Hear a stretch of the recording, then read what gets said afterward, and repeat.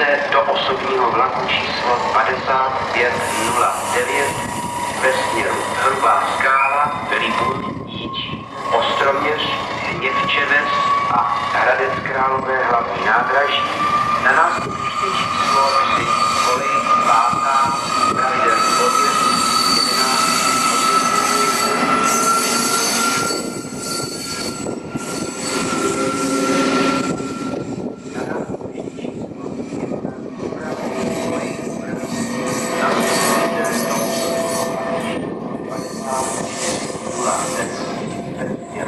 Železný Brod, Stará Paka a Nová Paka, pravidelný odjezd 11 hodin 31 minuta.